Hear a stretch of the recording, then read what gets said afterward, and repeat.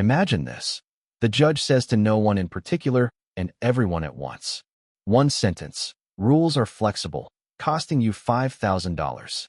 It can cost you something rarer, too. The clerk calls the next name. A young woman strides to the podium, phone in hand like a small shield. Olivia Brenner, 26. The last name pulls a stir from the benches, the senator's daughter. She wears self-possession like a tailored coat. Elegant, crisp, practiced. Judge Caprio lifts his gaze from the file. Ms. Brenner, do you understand why you're here? She smiles without warmth. Yes, sir. I understand. But you know, rules are meant to bend a little when circumstances require it, aren't they? A few soft laughs ripple and die. The judge's eyes narrow a fraction, not irritation, recognition. You believe rules are elastic? My father says outcomes matter. The rest is bureaucracy. She says it lightly, as if quoting a weather report. The room tilts. A man in the last row, jacket polished by years of wear, mutters just loud enough. My boy died because someone thought rules were flexible. No one turns to look at him. They don't need to. The words hang in the air, metallic. Caprio doesn't raise his voice. He doesn't need to. In this courtroom, names do not bend statutes, he says. Only facts do. And facts don't bow. Olivia's thumb hovers over her screen. The judge notices, gestures to the tabletop. Place the phone there, please. Look at me, not at the world behind glass. Reluctance flickers, then she sets it down. The gallery tightens with attention. Heels still on marble, paper hushed. The faint push of the air vents like distant surf. Your citations, Caprio continues, are not exotic. Speeding, disabled zone parking, late payment. Ordinary things, if you're used to thinking ordinary things are beneath you. With respect, Your Honor, I could have paid the fine and moved on. I'm here to clear up a misunderstanding. Excellent, he says. We will begin by understanding what you understand. She holds his gaze, a small contest she's accustomed to winning. He doesn't blink. This is not about $5,000, Caprio says, tapping the file once. It's about the sentence you brought with you like a key. Rules are flexible. Today we test how far that key turns when the lock belongs to everyone. A whisper skates along the benches, curiosity, annoyance, something like hope. The veteran in back folds his hands, eyes steady on the girl who might be his own granddaughter, but isn't. Olivia's smile returns, thinner now. With respect, Your Honor, I'm not asking for special treatment. No, Caprio replies. You're insisting on a special reality. He nods to the clerk. The monitor beside the bench wakes to a dark screen, waiting. The young woman's jaw firms, but her fingers twitch once, a tell she probably doesn't know she has.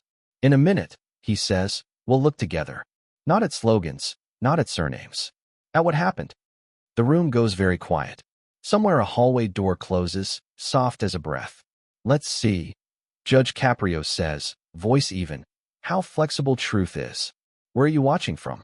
Let me know in the comments below, and don't forget to subscribe to this channel.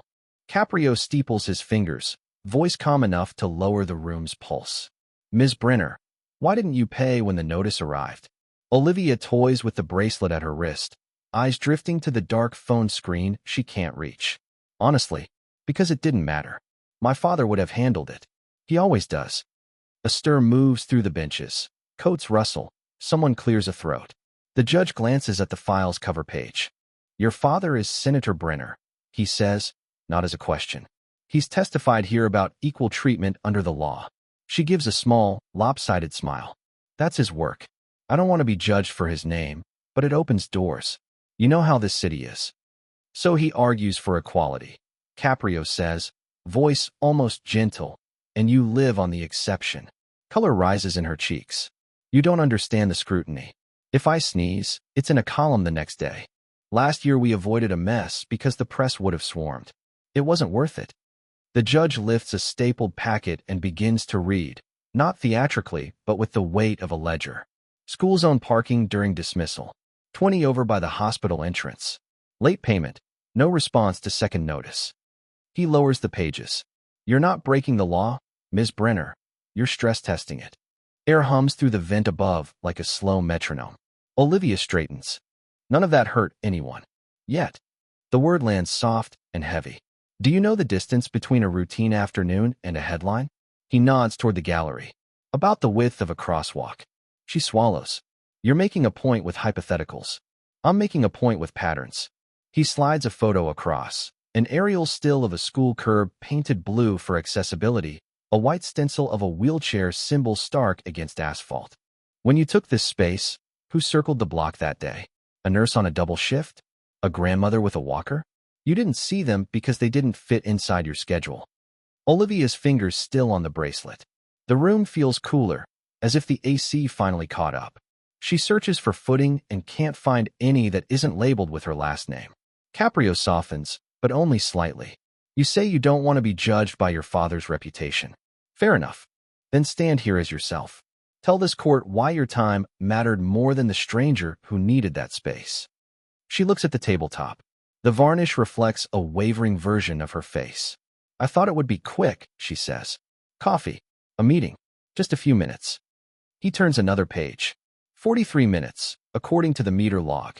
Time enough for someone else to give up and go home. Silence folds over the room. Even the court reporter's keys pause. Caprio sets the packet aside and meets her eyes. You used a name like a gate pass, Ms. Brenner. But gates keep people out as well as in.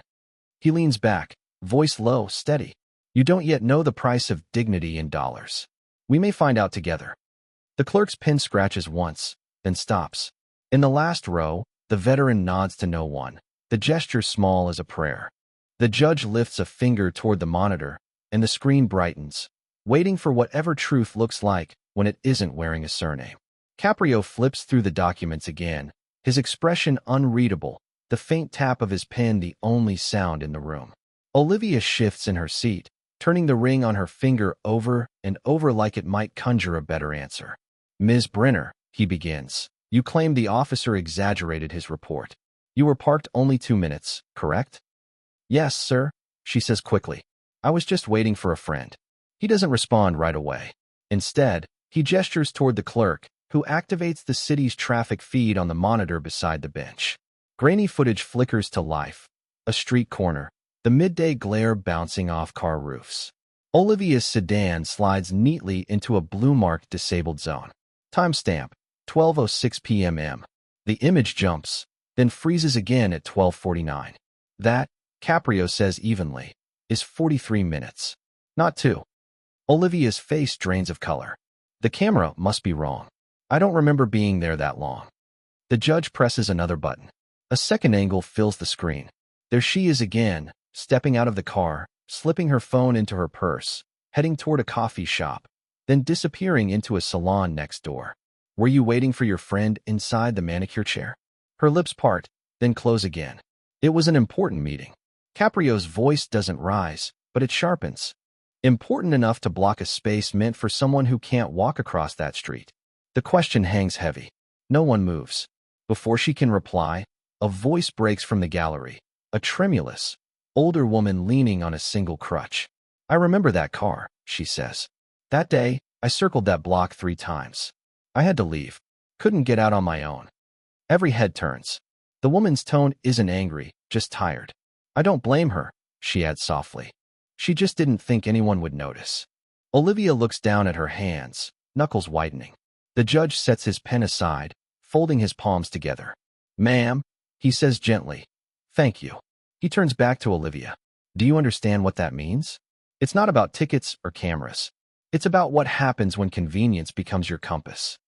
Her voice cracks. I didn't mean to hurt anyone. No, he says. That's the problem. You didn't think you could. He leans forward slightly, tone lower, quieter. You said earlier your father believes in results over bureaucracy. Tell me, what result did you achieve here? Olivia's throat works, but no words come. Caprio lets the silence stretch, unhurried, unmerciful. Every day, he says finally, I see people who break the law because they're desperate, hungry, frightened. And then there are those who break it because they think they're immune. Guess which kind is harder to reach? The woman with the crutch lowers herself back into her seat. The faint clatter of metal echoes through the chamber. Rules, Caprio continues, exist for the moments we can't see. The mother carrying groceries, the veteran with one good leg, the stranger you never notice until you take what they need. You don't owe the court money, Miss Brenner. You owe attention. Olivia's eyes glisten, but she doesn't wipe them. For the first time, her posture softens, less defiance, more confusion at the unfamiliar feeling of being wrong. Caprio takes off his glasses and sets them on the desk. You said rules were flexible, he murmurs. Let's see how far the truth bends before it breaks. The screen fades to black. The only sound left is the distant hum of traffic outside, steady, relentless, and, for the first time, real to her. Caprio sits back in his chair, silent long enough for the air itself to tighten. Olivia keeps her chin lifted, but the tremor in her hands betrays her. When the judge finally speaks, his tone is calm, measured, like the weight of truth before it drops. Ms. Brenner, he says quietly, you told me earlier you never wanted your last name to matter. Yet it seems it's the only thing you've ever relied on. A flicker of irritation crosses her face, then fades into uncertainty. Before she can answer, Caprio gestures to the bailiff. Bring in Sergeant Danny Clark, please. The door opens. A man in his 60s enters in uniform, trim, steady, his movements deliberate. He nods to the judge, then to the gallery. Sergeant, Caprio says, you issued the citation. Would you recount what happened that day? Clark clears his throat, voice calm and unembellished. I saw the vehicle parked in the disabled zone. I approached, reminded her it was restricted. She stepped out, smiled, and said, he glances toward Olivia, then finishes, you don't even know who I am. Olivia shoots up from her seat. That's not true. I never said that. Caprio doesn't react. Do you have your body cam recording, Sergeant? Yes, Your Honor. Audio and visual. He presses a small device. From the speakers comes her own voice, unmistakably composed, a hint of amusement woven through it. Sergeant, I'm Senator Brenner's daughter. Are you sure you want to risk your job over a parking spot? The sound is clear as glass. The courtroom erupts in murmurs, some angry, some stunned. Olivia's face pales. Her lips tremble, but she bites them still. Caprio lets the noise die naturally before speaking. This is no longer about a parking violation. This is an attempt to intimidate an officer. Do you grasp how serious that is? Her reply is barely audible. I was upset. It didn't mean anything. His voice sharpens, though his volume never changes. That's how every broken rule begins, with the excuse that it meant nothing, until nothing becomes everything. The gallery falls utterly silent. Even the court reporter's hands freeze above her keyboard. Then, softly, something in Olivia cracks. You don't understand, she says, the defiance gone. I didn't choose this. Every day someone tells me who I am supposed to be. What I'm supposed to say? I'm tired. Her voice wavers, then drops to a whisper. I was angry. I wanted someone to see me, not the name. Caprio studies her, not the mask now, but the exhaustion beneath it. For the first time, he sees not entitlement, but a kind of inherited prison. He sets his pen down and folds his hands. You say you're tired of being your father's daughter. Fine. Today you have a chance to show whose daughter you truly are. The words land quietly, but heavy. She stares at him, eyes bright, breath shallow. For a long second, the courtroom seems to forget it's a courtroom. No law, no titles, just a man asking a young woman if she's ready to stop hiding behind a name. The sergeant nods once and steps back, silent respect in his posture. Caprio doesn't dismiss him yet. He looks around the room, then back at Olivia. Courage, he says evenly, isn't defying rules because you think you're untouchable. It's facing truth when it finally reaches you. Olivia lowers her gaze. The bracelet she's been twisting slips from her wrist and falls to the floor with a soft metallic chime. She doesn't pick it up. Caprio lets the silence settle one last time before speaking again, his voice almost kind. Ms. Brenner, he says, this court isn't interested in who your father is. It's interested in who you decide to be next. And for the first time, she doesn't argue. Caprio signals to the clerk. Bring the supplemental records, please. A folder appears in front of him, thin pages, thick history. He opens it, eyes scanning with the precision of a surgeon. 3 years, he says slowly. 5 separate incidents. Each dismissed. Always the same pattern, warnings, excuses, then silence. He looks up at her. A perfect record of getting away with it. Doesn't that exhaust you, Miss Brenner? Olivia doesn't answer. Her gaze drifts to the courtroom's marble floor, where the bracelet she dropped still lies, cold, motionless, almost symbolic. Before Caprio can continue, a stir at the back draws attention. The heavy door opens. A man enters, tall, composed, wearing the practiced calm of a public figure who has weathered storms. Senator Richard Brenner. The gallery reacts instantly. Whispers, flashes from a phone camera, a collective intake of breath. Caprio lifts a hand. No photographs. This is not a press conference. The senator walks forward, his polished shoes striking the floor with an echo that feels almost ceremonial. Your Honor, he says, voice smooth but edged with fatigue. I'm here as a father, not a lawmaker. Caprio regards him evenly. Then you'll remain just that. The court appreciates your presence, Senator, but your daughter must speak for herself. I understand, the man replies. He turns toward Olivia. For a moment, the distance between them feels far greater than the few feet of courtroom air. I didn't come to defend you, he says quietly. I came because I realize you're standing where I should have been years ago. The words ripple through the room, unplanned, unguarded. Even Olivia's posture changes. Dad, she whispers. He continues, voice lower now, heavier. You grew up watching me bend the truth, not to survive, but to succeed. You learned from example. Every compromise I made, you mistook for wisdom. That's my failure, not yours. Caprio folds his hands together, letting the moment breathe. Senator, he says, you campaigned on fairness. Do you still believe in it? Brenner exhales. I used to think fairness was for those who couldn't afford power. Now I see power without fairness is just another form of poverty. The gallery falls completely silent. The mask of politics, that usual gleam of calculation, has vanished. What remains is a man stripped bare. He turns back to his daughter. You asked once why I worked so much. I told you I was fighting for people. Truth is, I was fighting to stay important. His voice breaks, almost imperceptibly, and I made you believe importance was the same as worth. Olivia's eyes glisten. She whispers, you taught me to survive. I should have taught you to live with dignity instead. Caprio nods slowly. You've said more truth in 2 minutes, Senator, than most say in a lifetime. He reaches for a sheet of paper, the printed fine, black ink on white. Ms. Brenner, this is your citation. $5,000. But let me be clear, this is not punishment. It's proportion. A reminder that justice doesn't come with a family discount. He slides the paper toward her. You can pay it. But I want you to understand what you're really settling. Not debt, but a habit. Olivia wipes her eyes, barely nodding. Caprio turns to the room. We talk about privilege as if it's armor. But armor isolates. It keeps you from feeling the consequences that make us human. And when you stop feeling, you stop learning. The senator looks down, silent. The audience, veterans, parents, clerks, watches in a collective stillness, the kind that feels almost sacred. Caprio's tone softens.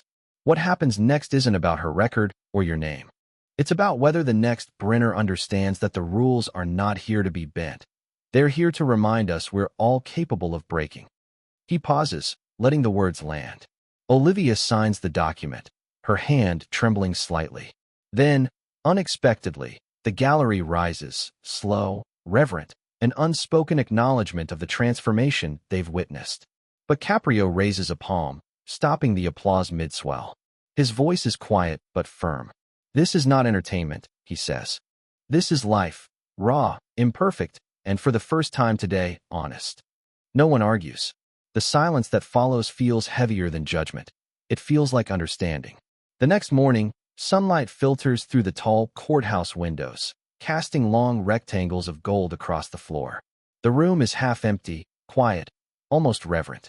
Caprio is finishing another case when the door opens softly. Olivia Brenner steps inside. No designer suit this time, just jeans, a gray sweater, and the kind of stillness that follows a long night of thinking. In her hand, a folded receipt. Your Honor, she says, approaching the bench. I came back to close my case. Caprio peers over his glasses. You've paid the fine? Yes, sir. She places the paper before him. And another payment, $5,000, to the Veterans Rehabilitation Fund. Because the space I took that day belonged to people who fought for the right to walk again. The courtroom stays utterly still. Caprio's face softens. You didn't have to do that. I know, she says. That's why I did. A faint smile tugs at the judge's mouth. Seems the rules weren't as flexible as you thought. Olivia nods. No, but maybe the heart can be. He studies her for a long moment. The arrogance that once wrapped around her like perfume is gone, replaced by something quieter, resolve. I also came to say, she continues, I'm leaving my father's campaign office. I want to work for the city's outreach program instead. Help with transportation for the disabled. I'd rather open doors than walk through the ones built for me. Caprio leans forward slightly. That's not an easy path. It shouldn't be, she answers. Maybe that's what makes it worth it. The judge nods once.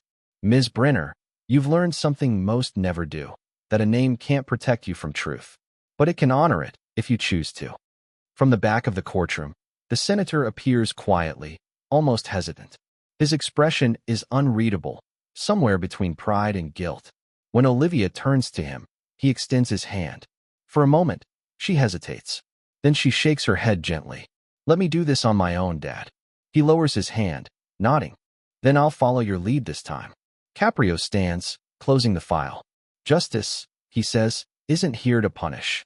It's here to remind us who we could be if we stopped confusing privilege with purpose. He strikes the gavel once, the sound echoing like a heartbeat through the chamber. Olivia exhales, as if the air itself has forgiven her. She turns toward the door, pausing just long enough to glance back.